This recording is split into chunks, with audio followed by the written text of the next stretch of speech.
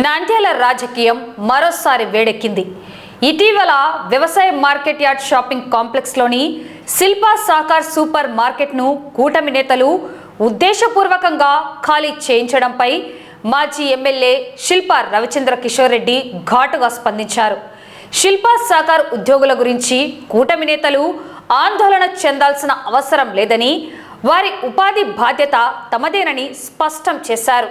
స్థానిక కూటమి నాయకులు అబద్ధపు వాగ్దానాలు మానుకొని తమ స్వంత కార్యకర్తల పిల్లల భవిష్యత్తు గురించి ఆలోచించాలని హితవు పలికారు. నంద్యాలలో ఏర్పాటు చేసిన మీడియా సమావేశంలో మాజీ ఎమ్మెల్యే శిల్పా రవిచంద్ర కిషోర్ రెడ్డి కూటమి ప్రభుత్వం మరియు స్థానిక నేతలపై తీవ్ర స్థాయిలో విరుచుకుపడ్డారు. రాజకీయ కక్ష సాధింపు చర్యల్లో భాగంగానే నంద్యాల వ్యవసాయ మార్కెట్ యార్డ్ షాపింగ్ కాంప్లెక్స్లో నడుస్తున్న శిల్పా సాకార్ సూపర్ మార్కెట్ను పట్టుబట్టి మూసివేయించారని ఆరోపించారు.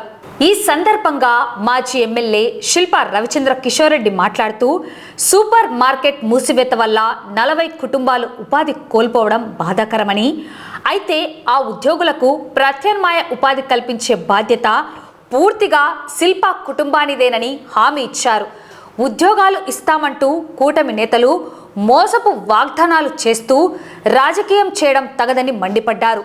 నంద్యాల పట్టణంలో మంత్రి ఫరూక్ లాగా శిల్పా కుటుంబానికి భూములు, స్థలాలు లేవని విమర్శించారు. శిథిలావస్థలో ఉన్న టెక్కే వ్యవసాయ మార్కెట్ దుకాణాలను తమ సొంత నిధులతో మరమ్మతు చేయించి అక్కడ శిల్పా సేవా సమితి ద్వారా సేవా కార్యక్రమాలను నిర్వహిస్తూ ఆ ప్రాంతాన్ని అభివృద్ధి చేశామని గుర్తు చేశారు. రోడ్ల వెడల్పు నష్టపరిహారం చెల్లింపులో అధికారంలో ఉన్నవారు స్వార్థంగా వ్యవహరించారని ఆరోపించారు. ఒకవైపు ఒక రేటు, మరోవైపు వేరొక రేటు నిర్ణయించారని, దీనివల్ల ఎక్కువ లబ్ధి మంత్రి ఫరూక్కే చేకూరిందన్నది వాస్తవం కాదా అని సూటిగా ప్రశ్నించారు. రోడ్ల నిర్మాణానికి స్థలాలు ఇచ్చిన వారిలో కేవలం మంత్రి ఫరూక్ మాత్రమే లేరని, అనేక మంది ప్రజలు ఉన్నారని తెలిపారు. కడప కర్నూలు రహదారుల అనుసంధానం కోసం శిల్పా కుటుంబానికి చెందిన 6 ఎకరాల స్థలాన్ని ఇచ్చిన విషయాన్ని ఈ సందర్భంగా గుర్తు చేశారు. మార్కెట్ యార్డ్లో 40 ఉద్యోగాలు ఉన్నాయని చెబుతున్న కూటమి నేతలు ఆ ఉద్యోగాలను వెంటనే తమ సొంత కూటమి కార్యకర్తలకు కేటాయించి అధికారికంగా ప్రకటించాలని సవాల్ విసిరారు. 40 మందికి ఉద్యోగాలు కల్పిస్తా అని చెప్పేసి మాట్లాడుతున్నారు. మార్కెట్ యార్డ్లో 40 మందికి ఉద్యోగాలు. మా దగ్గర పనిచేసిన వాళ్ళకి మీరు ఉద్యోగాలు కల్పించేదో మానుకోండి. ఆలోచన కూడా చేయాల్సిన పని. మా ఉద్యోగస్తులకి ఎక్కడ ఉద్యోగాలు కల్పించుకోవాలో, ఎవరి దగ్గర ఉద్యోగాలు కల్పించుకోవాలో మాకు తెలుసు. అది మేము చూసుకుంటాం. మీ కార్యకర్తలు అల్లాడిపోతున్నారు. పార్టీ వచ్చింది, ఒకడికన్నా ఉద్యోగం ఇస్తారేమో అని చెప్పి ఎదురు చూస్తున్నారు. ఒకడికన్నా అమ్ముకోకుండా, 1 రూపాయి ఖర్చు లేకుండా ఎవరికైనా ఉద్యోగం ఇస్తారేమో అని ఎదురు చూస్తున్నారు. 40 ఉద్యోగాలు ఉన్నాయంటున్నారు కదా మార్కెట్ యార్డ్లో. 40 మంది పేర్లు మీరు ప్రకటించండి.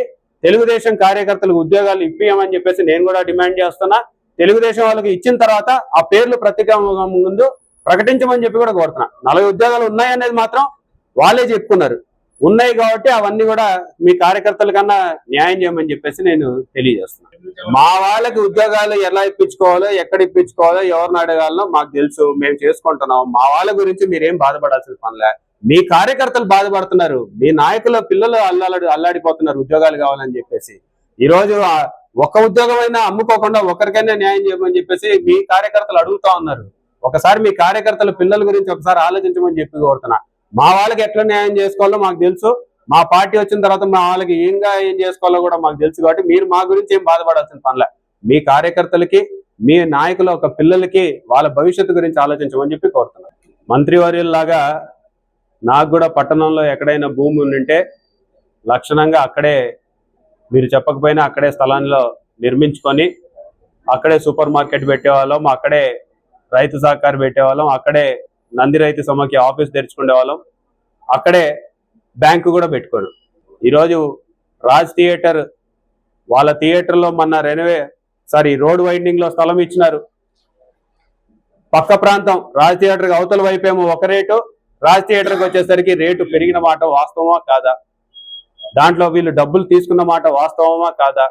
అందరికంటే ఎక్కువ రేటు వచ్చిన మాట వాస్తవమా కాదా? అది కూడా టీడీఆర్ బాండ్ల రూపంలో కాకుండా క్యాష్లో ఎప్పుడైనా సరే ఏ సంస్థకైనా ఇచ్చినటువంటి పరిస్థితి గతంలో ఉందా అని చెప్పేసి నేను అడుగుతాను.